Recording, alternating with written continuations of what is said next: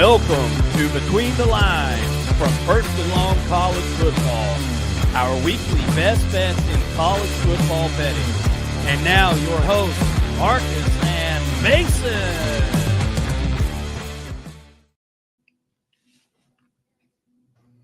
What's going on, college football fans? Welcome back to the First and Long College Football Show. I'm Marcus. That's Mason, as always. And today we've got our Between the Lines show. It's our best bets against the spread. We're trying to help you beat the bookies and beat Vegas this weekend on the college football slate.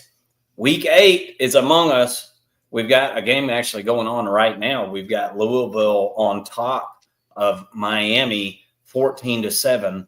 Got 13:04 left in the second quarter on that one. So got a good game going on. Got Nebraska, Minnesota coming on here at 8 o'clock here in just a few minutes. Mason, how you doing, buddy? We weren't able to get together last week. I was out of town and working and trying to make some money.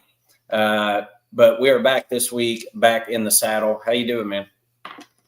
Pretty good. I won't hold it against you, even though I went 7-3 last week. I'll speak for the viewers here. I kind of wish we were able to get on because they could have jumped on this money with me. You know what I mean? Yeah. Solid week for me last week. Didn't hit on my money line, but 7-3 put me at +4 on the year. I was even before last week, and so we're sitting at 4 over right now.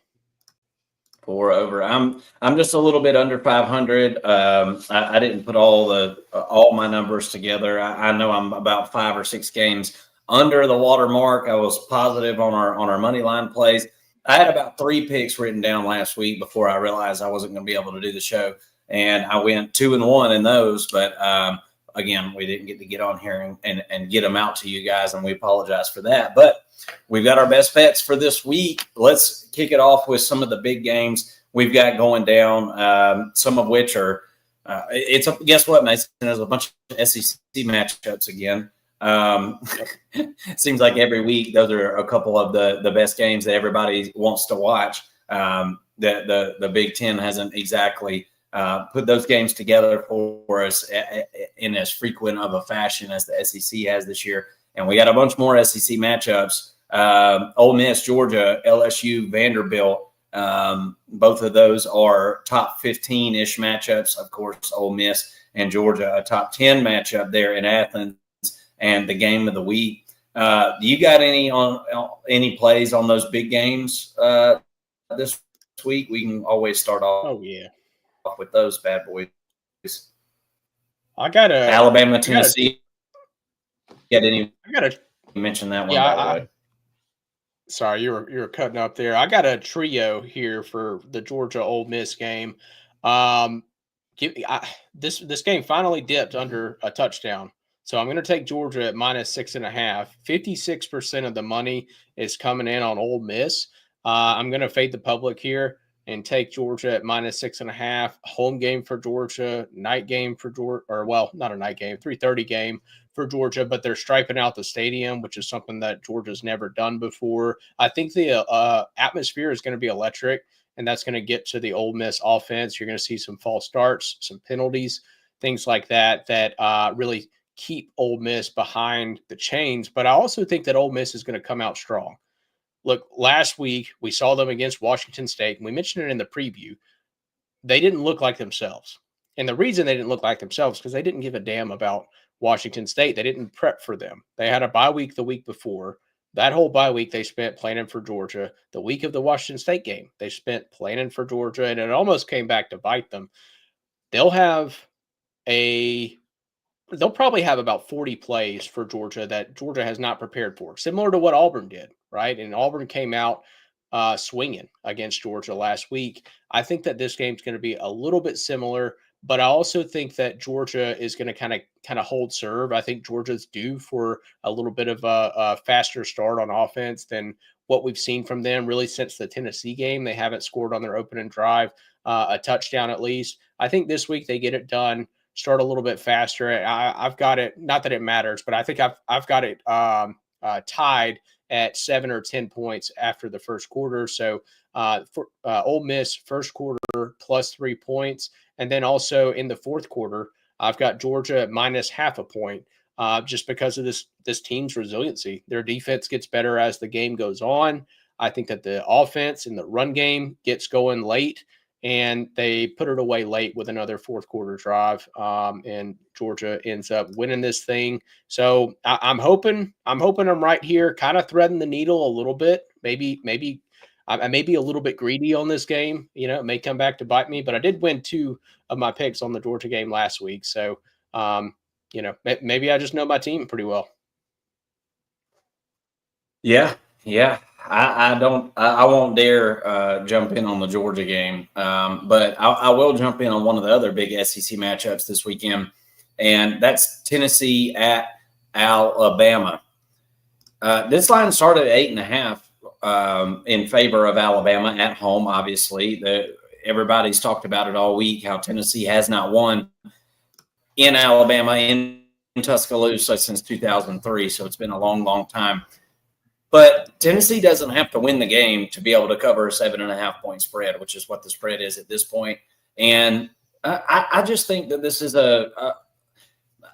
we saw Tennessee show a little bit of resiliency last week. And honestly, that's something that they haven't been able to do the last few years under Josh Heupel on the road. Right? They were on the road in Arkansas last week and were able to figure out a way to win rather than figure out a way to lose. And that's what they've done over the last few years on the road, is figure out ways to lose games at the end. And it was the opposite. And I think Tennessee is going to be ready to play this one. And, Alabama is not great against the run, although I do feel like they've gotten a tad bit better as the years went on. But they're not great against the run. Tennessee wants to run the ball about 60% of the time and bring it in the box, get their one-on-ones. And I think they got wide receivers that are going to be able to match up with what I think is a really good secondary for Alabama. But I still think Tennessee is going to be able to match up with them with those receivers they've got. And look, Aguilar is a, kind of a pop pass kind of quarterback. I wouldn't say that he's, the most elite arm in the game right now or a Heisman contender or anything like that. But look, he gives his receivers a chance to go get the ball. I think he throws a super catchable ball. And as long as he doesn't turn into a pick machine this weekend, I think Tennessee can keep this within 7.5. So I'm going to go Tennessee plus 7.5 on this one on the road at Bama. I can get you an extra point out there. I'm actually going to fight you on this one, though. You can pencil down a plus 8.5. There a few books out there have an 8.5. I am taking Alabama at minus 7.5 in this one for a lot of the reasons that you mentioned. I do think that Joey Aguilar throws a couple of picks. I think that Tennessee runs the ball well, not as good as they have in years past. They run it well. Alabama is susceptible to the run, but they haven't given up a ton of touchdowns via the run game. They haven't given up a ton of 30, 50-yard plays. It's kind of a bend, don't break philosophy and defense from Womack there. And I think that the secondary is going to bail Alabama out in this game. I do think that Aguilar, or maybe we need to start calling him Joey Jagular. I think that he does throw a couple of picks here in this game in these YOLO ball situations, because I think that Alabama is going to have a lot of success passing the football going up against Tennessee's DBs. And with the way that Ty Simpson's just been able to operate at an elite level, I think that Alabama jumps out to a lead. Tennessee's playing from behind on the road, feeling like they need to go out there and play YOLO ball. That's where the mistakes are going to be made. So I'm taking Bama at minus 7.5. And I've also got the under 59.5. This is a principal play for me. I do think that both of these offenses are good. They're able to score. Defenses haven't been quite what they were in years past, although Tennessee's defensive line and pass rush have been good. They also force a lot of turnovers, which could help them in this game. But this game opened at 52.5.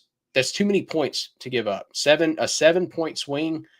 It paid off last week whenever I did this. I'm gonna go back to the well here and say that this one is played under 59.5. I'm thinking I guess in this case it would end up being like a 24 to I guess it'd be a 21 to 29, 30 type game for me. That's kind of where I'm calling. Yeah. I could see that. And look, I mean, Tennessee haven't given up a shortage of points this year, and I think that's why you've seen the line move, the way that it has. But I think Tennessee can get after the quarterback a little bit, and I think that would be a huge help. Nobody's really been able to do that with Alabama, other than Florida State, and we all know what happened in that game. And look, I think there's a possibility Alabama's taken that loss to Florida State and they've learned from it, and grown from it. And so a loss early in the season can be detrimental, or it can be extremely constructive. And in today's college football, where 10-2 is really the goal for every team in the regular season, losing a game early, isn't the worst thing in the world if you can rally the troops. And Alabama sure has looked good. So I can certainly see betting on them. College football is such a level playing field these days. It's like these big spreads and these huge, it's hard to score a bunch of points, over 40 points a game in today's college football with the running clock and things as well. So a lot of factors go into that game. That's going to be a fun one to watch this weekend. Another really fun SEC matchup that we've gotten to watch among several is LSU at Vandy. Vanderbilt is a favorite over LSU. Look, we've never gotten to say that on this show. So Vanderbilt Commodores are a favorite over the LSU Tigers. And you know what? I think it's for pretty good reason, Mason. Although I will say LSU ran the ball a little bit better with Durham coming back. We'll see if they can keep that going. But look, Vandy's legit. That offensive line is legit. I think they're going to be able to handle LSU's defensive front just as well, if not better, than anybody has this season. And I believe that if Vanderbilt had not shot themselves in the foot against Alabama, I think they're probably right there in that game, or have a good chance to win it there at the end. So I don't think Vandy puts their tail between their legs or anything after the loss to Alabama. I think they come out here and put on a good show for the people there in Nashville. I like Vandy -2.5 to go ahead and cover it in the spread and taking out the Tigers. I like the play. I'm staying away from this one this week, though. I think you're on the right side of it. Thought about taking it. It's just, I don't know. Something's iffy about it, and maybe it's just because maybe it's a logo thing for me, and I just can't accept the fact that Vanderbilt's really good. I don't know what it is. I'm with you on the pick, though. Staying in the SEC here, you've got Mizzou going to Auburn for a night game, and Mizzou is only favored by 1.5. Look, Auburn and Hugh Freeze reached into their bag last week and showed Georgia something that they haven't seen and couldn't prepare for. But now they've kind of used that. They kind of pulled out their driver against Georgia, showed all those plays that they had kind of deep down in the bag, and now there's no element of surprise. Missouri's already seen it. They can prepare for it, and Missouri is playing better football than Georgia on both sides of the ball. So I'm taking Missouri at -1.5. I know that Hugh Freeze is coaching for his job, but I think that this is probably the game that costs him his job when it's all said and done. I think we're waking up Sunday morning with a headline for the Auburn Tigers there, and it won't be a good one. Give me Mizzou at -1.5.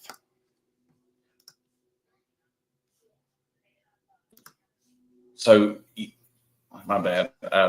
You caught me sending a text there. So you got Mizzou -1.5 at Auburn. Right. I'm gonna jump on the Mizzou -1.5. I just don't really look. I think it's implosion time at Auburn. We've just seen we've seen a bad week down there at the barn, and I think you're going to continue to see. I think you're going to continue to see some culture issues, some leadership issues. We don't have time to go into this on the betting show, but this was the problem with hiring Hugh Freeze, in my opinion. I just don't think he's that great of an individual. Now he's throwing players under the bus. I know this can't be sitting well with the players.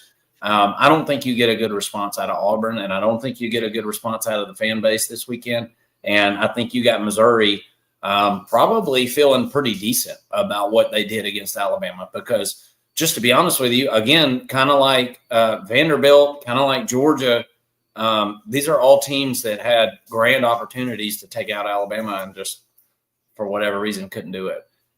Georgia doesn't play in the first half. Mizzou, open player, right there at the end of the game, right, just wide open, jumping up and down, and Perbula doesn't see him.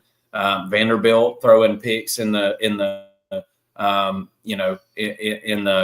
red zone. I think Mizzou feels good about where they're at. This isn't Georgia losing to Alabama where it's like, oh man, Mizzou's not supposed to beat Alabama. They're not supposed to compete with Alabama, and they did, and they could have beat them. I think they're feeling good about themselves. Give me Mizzou -1.5. And besides all that, man, I think they're just a pretty good team. The only thing that gives me some hesitancy on this one is we know that Auburn does have a good defense. Yes. We know that to be true. We know that to be a fact. We know that Mizzou wants to run the football. Auburn is good at stopping the run. So that's going to really be the matchup inside the matchup, I think. But Bo Perbula, I think, is probably going to grow from his experience this past week, and we'll see what he's able to do as a passer in this one. Hooking up with Coleman and things like that. But I think Missouri does end up figuring out a way to run the ball at least somewhat and be able to run their game plan. And I like them to at least win this thing by a field goal on the road at Auburn. So I'm with you on that one, man. Let's see. How about Oklahoma? We've got Oklahoma at South Carolina. We've got Texas A&M at Arkansas. Any on those? I mean, this is just an SEC heavy episode. I just realized I only have one pick outside the SEC. Right. I've only got 2 picks, and they're my last 2. I don't have any more for the SEC. But I agree. This is an outstanding SEC slate. I mean, look, there's just not that many bad teams in the SEC, to be honest. There's really not. It feels like anybody could get anybody right now. But no, I'm sitting those out. I really mulled over both of those teams or both of those games. I couldn't pull the trigger on anything. I'm trying to play it safe while I'm ahead here. But I will go ahead and give you another pick and just give you a minute there, Mark. I've got Notre Dame at -9.5 over USC. And really the main thing that caught my eye on this game is that 63% of the money is coming in on USC right now. And USC, look, I know they're coming off of a big win. They're finally ranked again. They're playing good football. They really are. But they still have not, under Lincoln Riley, put together a good game on the road since they joined the Big Ten. And I know we're only talking about a season and a half, but I can't trust this Trojans team on the road. I really can't. And then on the flip side for Notre Dame, they're quietly, sitting there with 2 losses. This is the last big test on their schedule, and I think that this is the win that they need. They're going to, I think, win by at least 14 here. And I think that this is the win and the style points that Notre Dame needs to get them into the college football playoff, which is going to be extremely controversial once we get, down to November and December when we start seeing their names pop up in that 12-team bracket. But this is going to be that game that we circle and say this is the one that got them in. Yeah, I could definitely see that. Notre Dame needs to join a conference, dude. I mean, that's really what it boils down to. And until they stop getting rewarded for not being in a conference, then they're not going to be in one. Yeah. But for the love of college football and for the love of college football fans, Notre Dame needs to be in a freaking conference. It needs to happen. And all the fans will be like, well, we make a bunch of money and doing this and that. And it's like, what do you give a shit about that? I don't even understand that argument. That ain't money in your pocket. What do you care? Don't you want a better experience? Anyway, I digress. Again, a topic for another show. All right, keeping it in the SEC, as we were saying, Texas A&M going on the road at Arkansas. Texas A&M is a 7.5-point favorite, and I'm riding the train, brother. Maybe I'm late to this train. Maybe I should have been riding the Texas A&M train already. But I just think this is a really good team. I think this is a really good defense that Arkansas is going to be matched up against this weekend. And not to mention, we know Arkansas's defense couldn't. They just couldn't stop a nosebleed, right? They're not very good. Now, will Arkansas have some tricks up their sleeve for this Texas A&M defense? Yes, I think so. But I feel like that's baked in with this one at 7.5. So I'm going to stick with Texas A&M here. Just a much better team than Arkansas. We saw Tennessee able to go on the road and come out with a victory at Arkansas. I think Texas A&M is able to do the same thing, and I think they're able to do it maybe with some style points. I like Texas A&M in this one, 31-21 over Arkansas. I like it. This was a stay away game for me after seeing what Arkansas did against Tennessee last week and showing a lot of fight. I think that they have a chip on their shoulder. They're looking to play upset. Games at Arkansas.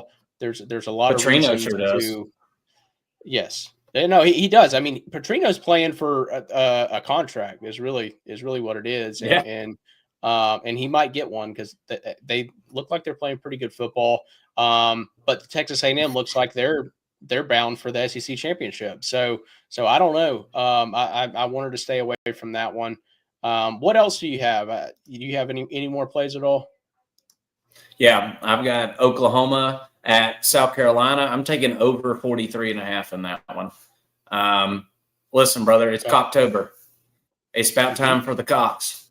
Okay, it's calling of the Cocks this weekend, and I think Oklahoma figures out a way to get right. South Carolina's not been great at stopping the run. I think this is a great opportunity for Oklahoma to try to come out and run the football this weekend a little bit.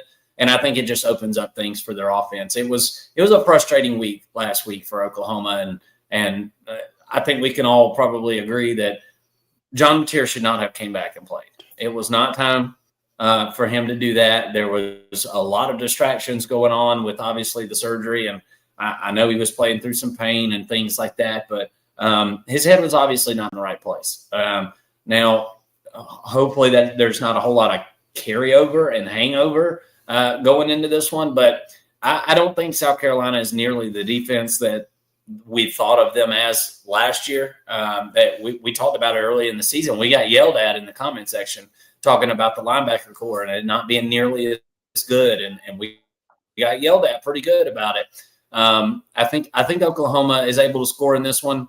I think South Carolina is able to figure out a way to score some points in this one, surprisingly, against what has been extremely stingy Oklahoma defense. I think you see South Carolina hit a couple explosive plays. Maybe Lenora Sellers has some Lenora Sellers moments. I'm going to take over 43.5, a very, very, very low total in that one. And I'm more of a principal play than anything. I'm going to take the over 43.5.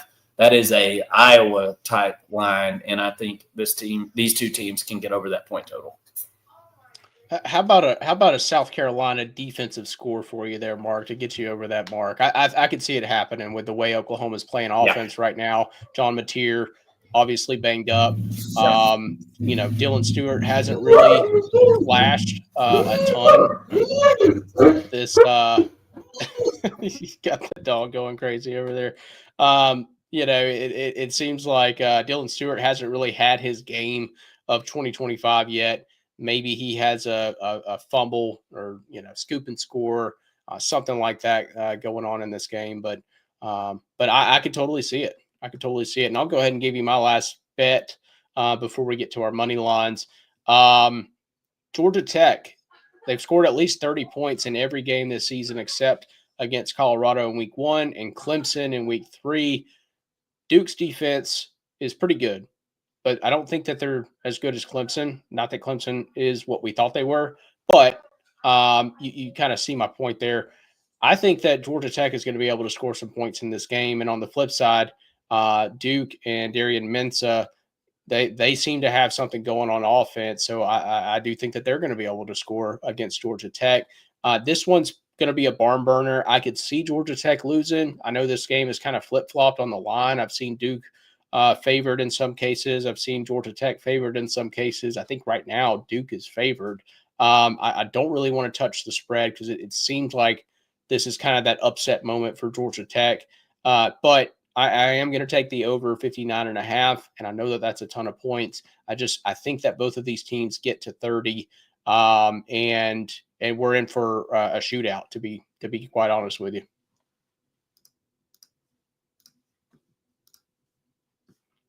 You're muted, Mark.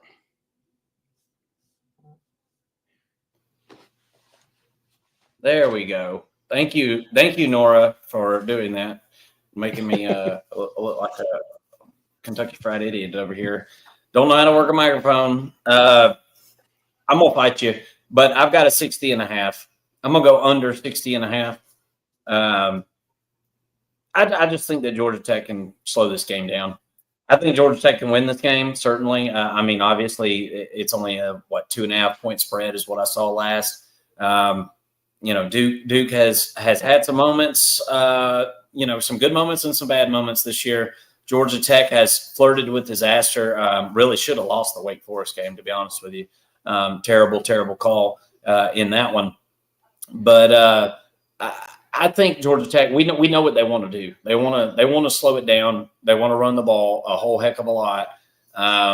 Now, is Duke able to actually slow them down enough to where it's 3 yards in a pile of dust and that clock's running? We'll see. But we could split this, but I'm going to take the under 60.5.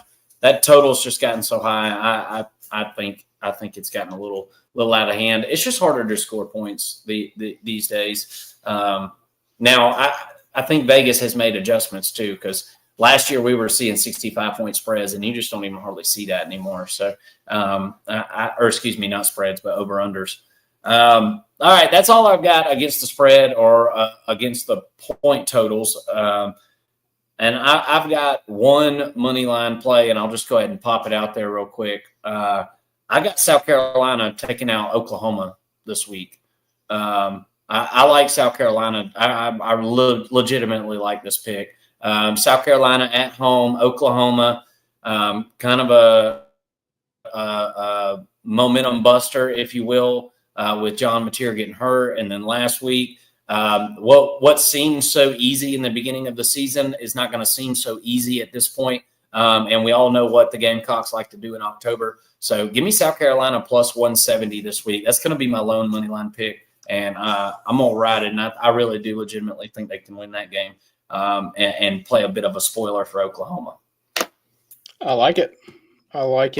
Going back to the game we were just talking about, my first pick is going to be Georgia Tech at plus 125. It's not a flashy pick. It's not some huge, oh my gosh, pick or anything like that. I think the wrong team is favored in this one. I mean, I really feel like Georgia Tech is a team that's bound for the ACC championship and potentially a playoff berth. And then I'm also going to take Washington at plus 172 over Michigan. Really like what I've seen out of the Huskies this year so far. I know this is going to be played in Ann Arbor, but I think that it's possible for Washington to get Michigan and really a Michigan team that's struggled here recently. A lot of stirrings going on about Sharon Moore. Maybe they're sidetracked a little bit. Give me the Huskies here to pull it off, and Fish gets a really big win for his program. Well, I'm trying to add myself to the stage, and everything's wanting to move slowly for me today.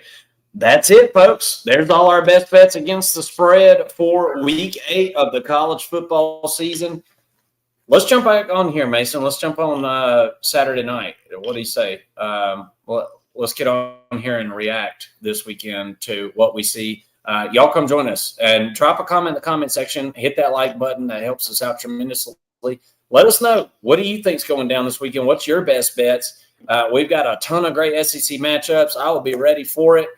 Can't wait to watch my Dogs take on the Ole Miss Rebels. That's going to be the primetime game of the week there at 3:30. Thank y'all so much for watching. Come and join us here on the First and Long College Football Show again. We'll see you on Saturday night.